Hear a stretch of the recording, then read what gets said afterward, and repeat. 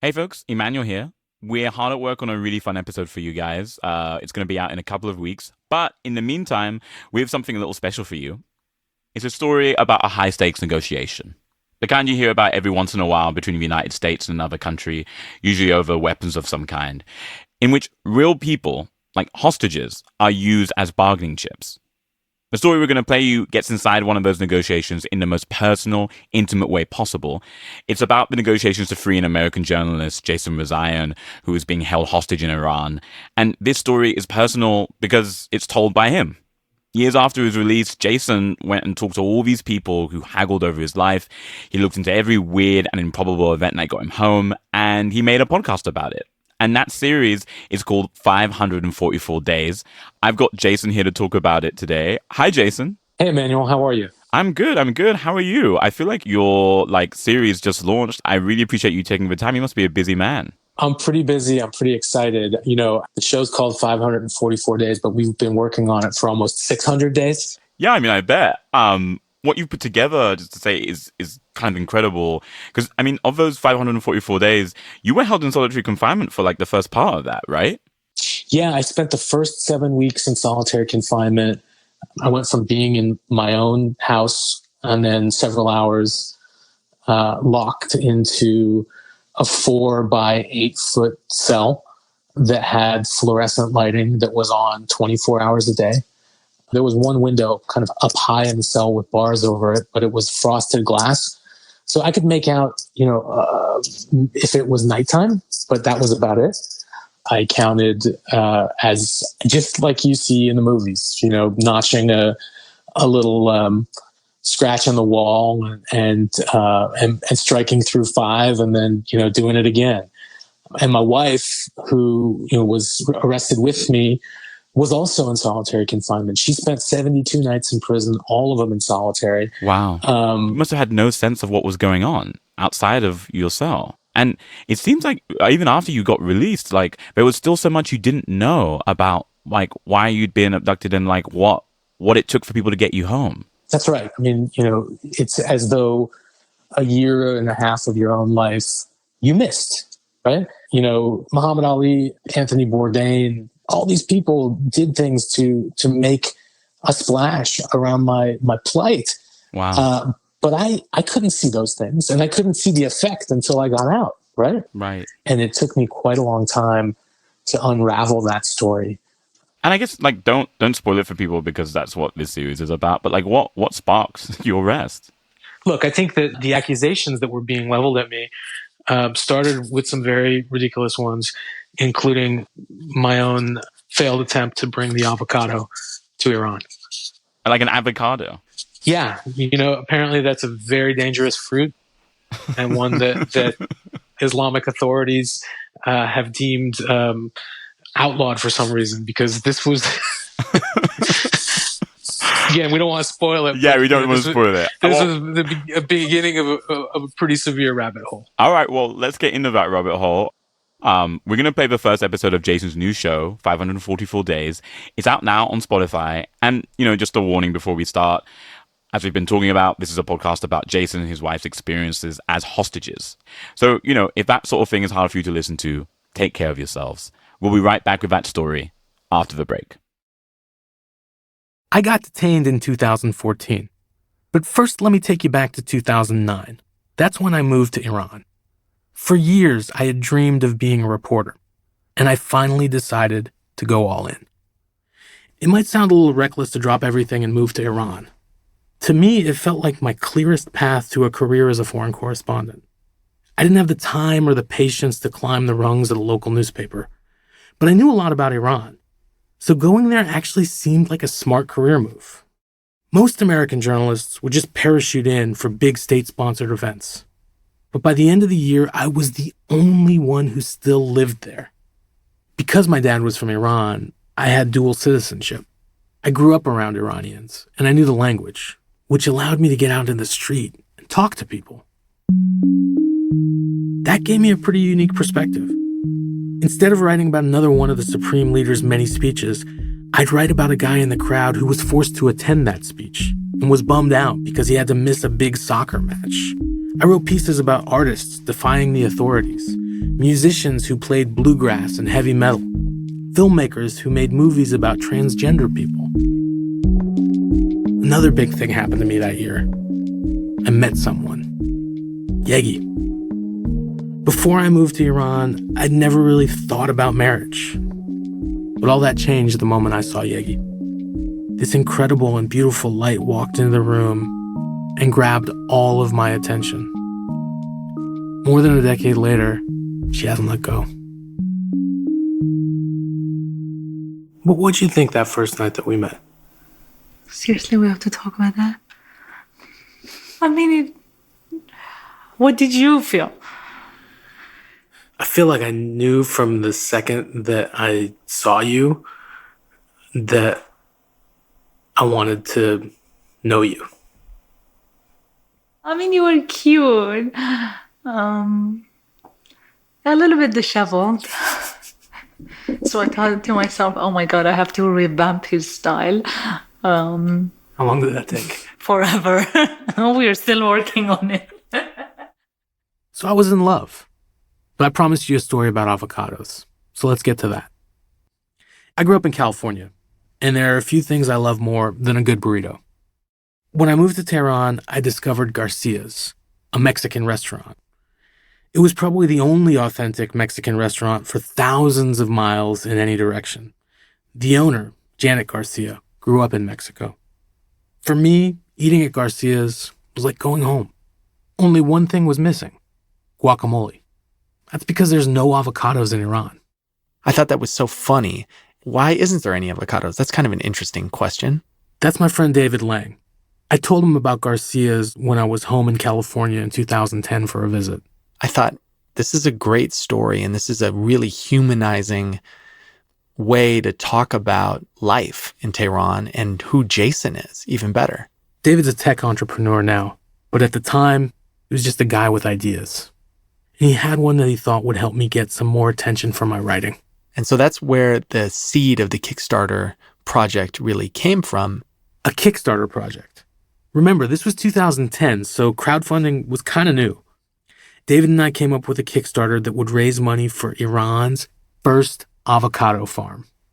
We called it the Iranian Avocado Quest.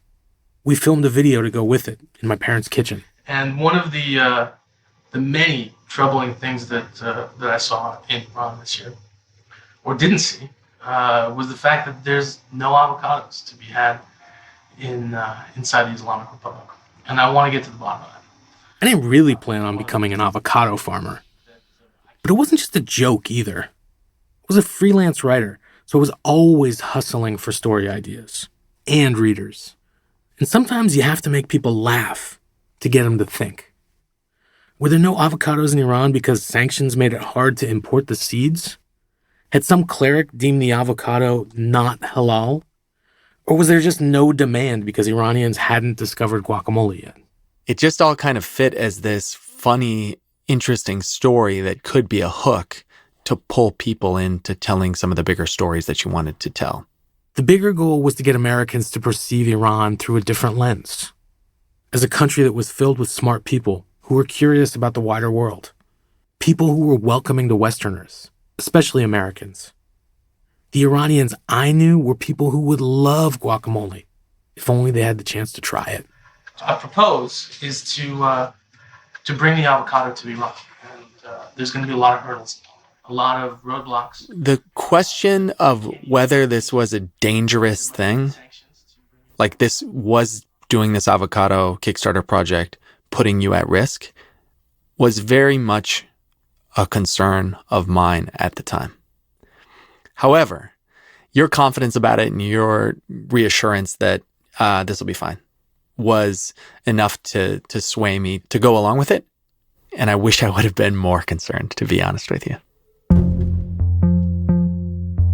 We posted the Kickstarter with a $10,000 goal, but it only ended up getting a little over $2,000. We weren't going shopping for farmland anytime soon.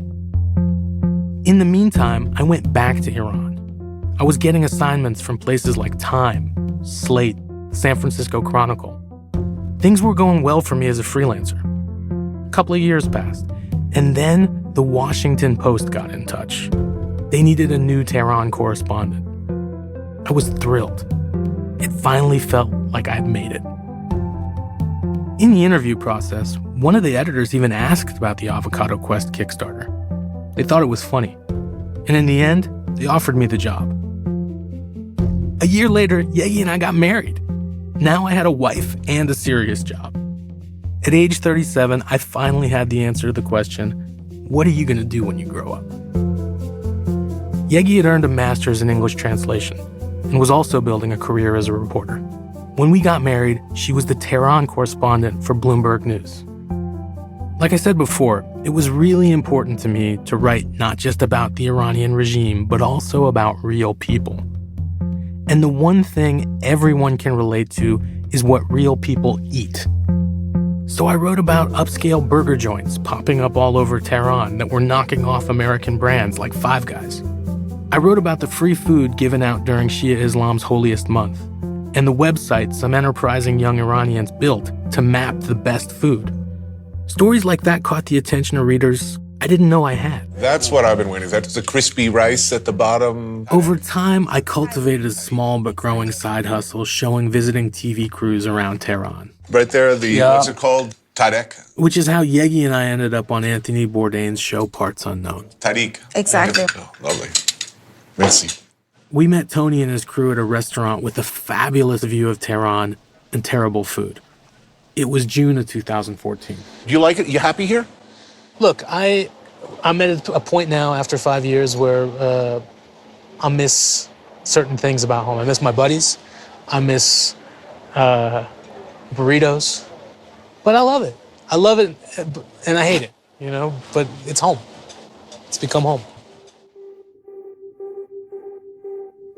6 weeks after we taped that segment with Bourdain, Yegi and I were going out to a surprise birthday party.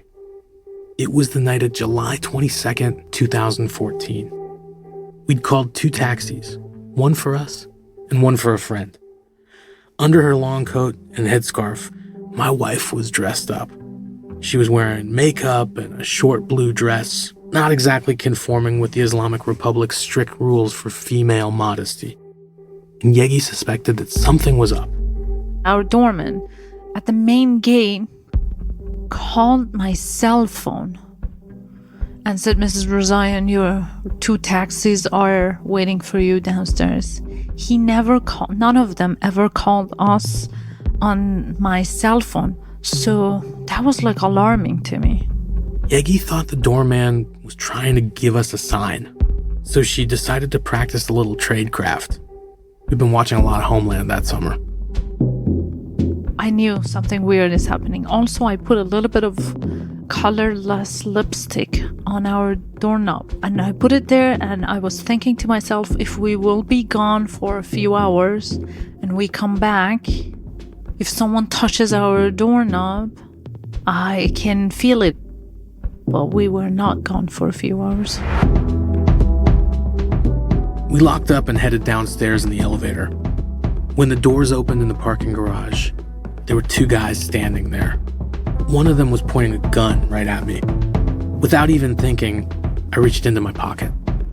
You were trying to take your phone out and those guys thought you have a gun. So they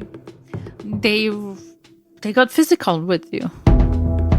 I was hoping that they don't hit you or anything because those motherfuckers don't have mercy on anyone.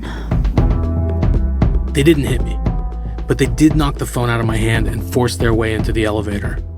They waved around an arrest warrant too fast for us to get a good look at it. They were taking us back up to the apartment. They made us sit down on opposite sides of the couch while they ransacked our home. Yegi quietly showed me something while they flipped our furniture over and took our computers. The key to our storage unit in the garage. The storage unit that was full of alcohol, which is illegal in Iran. I said, I need to use the restroom, I need to use the restroom, I need to use the restroom. So I went in there, the guy stood outside. I obviously turned the tab on, and then took the key out of my chain and quietly put it down in the toilet and then flush, and then turned the tab off and came back. our hard-earned stash of booze, 20 bottles of hard stuff, a case of wine, and about 150 bottles of beer. Probably gone forever. But I knew that owning that liquor was the only crime we had committed. Coming up, Yegi and I meet our captors, and they have some questions for us. They asked if I knew what the avocado revolution was. And I said it's not like that. There wasn't any avocado revolution or crisis or anything. I mean, it's a fruit, and he really honestly wanted to bring this fruit to Iran, the way banana came 20 years ago, or kiwi.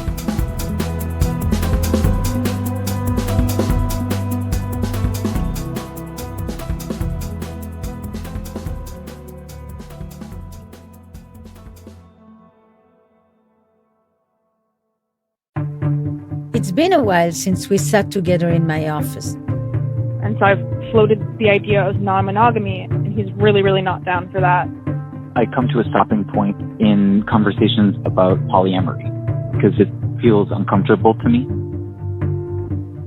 The new season of Where Should We Begin is out now. Follow and listen for free only on Spotify.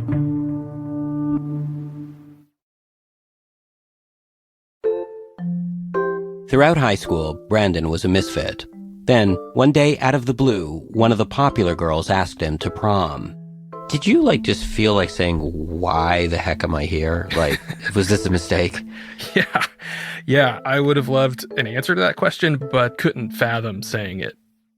15 years later, Brandon finds out. Why him? Join us for the season premiere of Heavyweight, out now. Listen for free on Spotify. Enron. You may have heard of the energy behemoth that collapsed in spectacular fashion, but do you know the story of the whistleblower on the inside?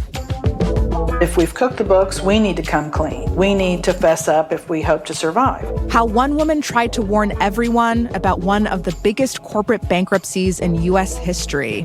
Join us for this episode of Not Past It, out now. Follow and listen for free only on Spotify. Night was falling when they put Yegi and me in an unmarked van. They handcuffed me, took my glasses, and without them, I can't see shit. But they didn't know that. And then they blindfolded me.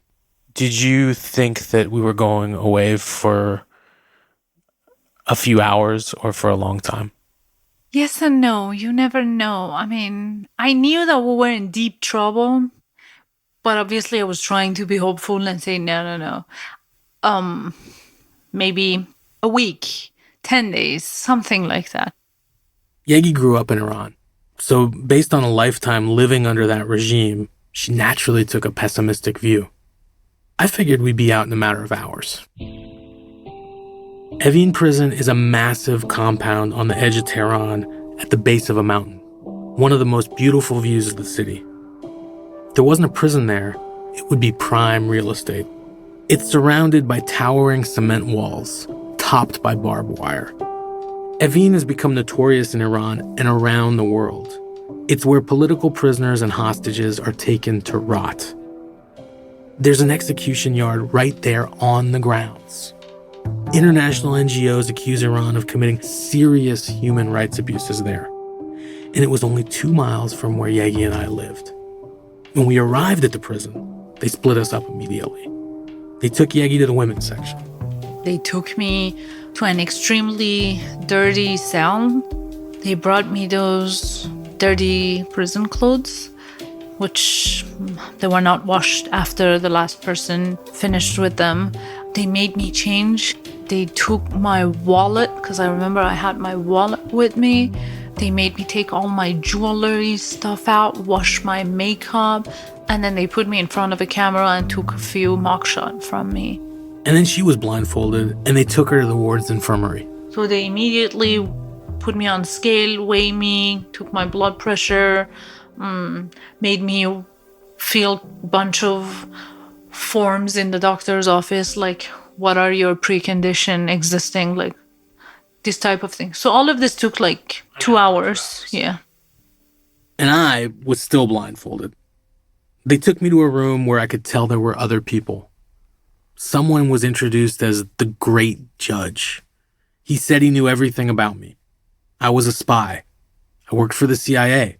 If I confessed to everything, I could go home tonight. And then I'd become their spy. It was so absurd that I couldn't help but laugh. Then they led Yegi down a corridor to the room I was in. I couldn't see her because I was blindfolded, but I knew she was there. You said to me, I'll never forget this, you said, I'm wearing prison clothes. You're not wearing prison clothes. They already made me change to prison clothes, means I'm staying. What about you? Yegi knew that changing into prison clothes meant that she wasn't going to be leaving that night. So what about me? Would I have to go home without her? After about 2 minutes, they pulled Yegi back out of the room. It was my last contact with her for a very long time. And then the Great Judge asked me a question. What is this avocado project? We know what it is. We know that this is CIA code. So I tried to explain Kickstarter, and I tried to explain the project. They wouldn't let go. Did they ever ask you about the avocado project? Yes, but not that night. Like, a few days later. They asked if I knew what the avocado revolution was. And I said, I have no idea. I have to be honest, for like 20 seconds, I couldn't even remember what avocado is. But I eventually remembered because you told me about it. And I said, it's not like that. There wasn't any avocado revolution or crisis or anything. I mean, it's a fruit. In fact, Iranians don't know what to do with it. But Jason makes a nice salad out of it. And he really honestly wanted to bring this fruit to Iran the way banana came 20 years ago, or kiwi. As the weeks and months went by, this 4-year-old failed Kickstarter kept coming up again and again in my interrogations, until they literally brought me an avocado. And they're like, we bought 2 of them. Here's one for you. We tried the other one. It's fucking disgusting. It turned out that around the same time we made that Kickstarter video, there were articles in the American press about a secret program to gather intelligence in hostile countries, including Iran. Its codename? Avocado. If you Google Project Avocado, what comes up is the Obama administration's CIA plan to, monitor regimes in other countries. That's my friend David Lang again. And it's true. Google it. A Wikipedia page comes up about secret surveillance. But I have no idea if my captors had heard about this or if they had connected it to me. It's just a crazy coincidence. I propose is to bring the avocado to Iran. And there's going to be a lot of hurdles, a lot of roadblocks. When I think about the avocado project, we started it with this sense of it's so crazy it just might work. It's got the absurdity as this shield that no one could accuse us of really any wrongdoing. Even though the Kickstarter kept coming up, it became obvious very quickly that this was never about avocados. There was a whole constellation of forces inside and outside of Iran that led to my arrest. At the time, no one knew that. Nobody on the outside knew exactly why we were being held. And the Iranians weren't saying much. Detained in Iran, but their whereabouts still unknown. 38-year-old Iranian-American journalist Jason Rezaian and his wife Yegana Salehi were taken into custody on Tuesday evening.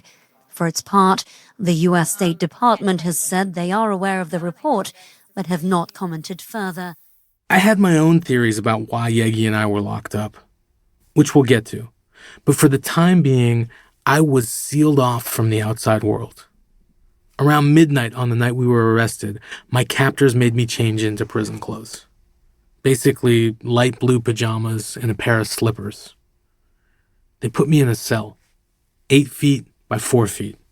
No bed, just a dirty piece of rug. On the ceiling, there was a fluorescent light that was never turned off, and the fan that made a crazy amount of noise. I didn't sleep at all that night. I couldn't stop worrying about Yegi. Whatever this was about, I was sure that I was the reason Yegi was in prison right now. I tried to tell myself this would all end soon. To be honest, it was too early to be really scared. I was disoriented, kind of flabbergasted. What I couldn't know, what I didn't find out until much later, was that wheels were already turning that would set in motion months of behind-the-scenes maneuvers, secret talks, and public pronouncements. I was just a reporter, but I was about to become the story, or at least a major character in it. We are not going to relent until we bring home our Americans who are unjustly detained in Iran. Journalist Jason Rezaian should be released. Obama always struggled with my name. Anyway, all this was happening while the US and Iran were negotiating the nuclear deal. The same deal that Trump pulled out of in 2018. This is a horrible deal in every way. We got nothing in that deal. We got our hostages back, and now we find out what we actually paid for the hostages, and it was in cash. Whenever you hear people on Fox News talking about pallets of cash going to Iran, they're talking about the deal that got me out of prison. As it turns out, my freedom ended up becoming part of what was being negotiated. In this show, I'm going to introduce you to the main players in the Obama administration who spent many months hashing out that deal. My fate was riding on whether those folks could get these two countries to come to an agreement. Two countries that had seen each other as enemies for decades. This is a story of dedicated public servants, juggling unbelievably complicated circumstances. Nuclear is nuclear. There can be no compromises. What do we owe to people like Jason Rezaian languishing in Evin prison? If you don't get this unstuck at the airport, everything else could fall apart. It's also a story about a newspaper, the Washington Post, forced into a really uncomfortable situation. There was some concern that if we made a big issue out of it at the time, that the Iranians would think they had some sort of prize. And we didn't want them to think that they had a prize.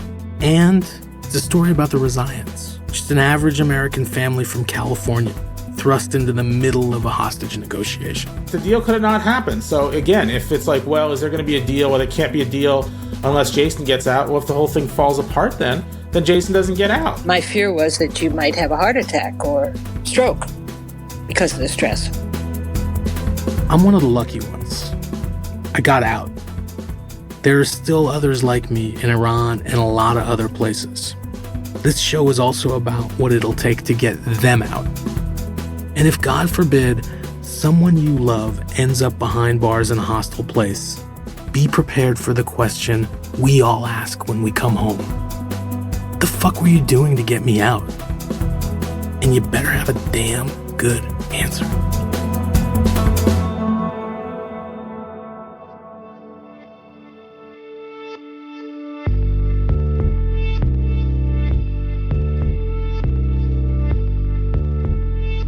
"544 Days" is a Spotify original podcast from Gimlet, Crooked Media, and A24. It's hosted by me, Jason Rezaian. Our senior producer is Matt Frasica. Julie Carley is our associate producer.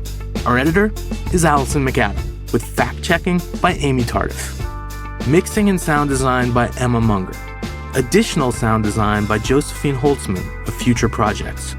Our theme music is by Ramteen Arablu, and we have more original music by Ramteen and Emma Munger. Additional music by Katherine Anderson and Bobby Lord. Production support from Sydney Rapp, Gabby Mrazovsky, and Renita Jablonski. The executive producers are Sarah Geismer, Jess Lubin, Lyra Smith, Allison Falzetta, Colin Campbell, and Lydia Polby. Special thanks to Tommy Vitor, Ravi Nandan, Clara Sankey, Dan Behar, and Jen Hahn.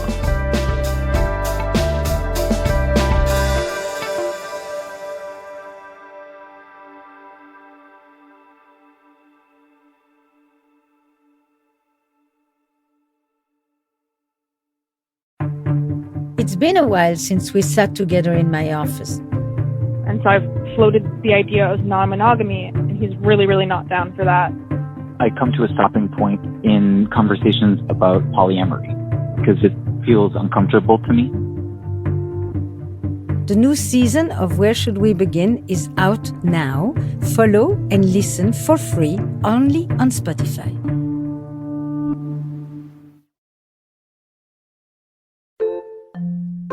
Throughout high school, Brandon was a misfit. Then, one day out of the blue, one of the popular girls asked him to prom.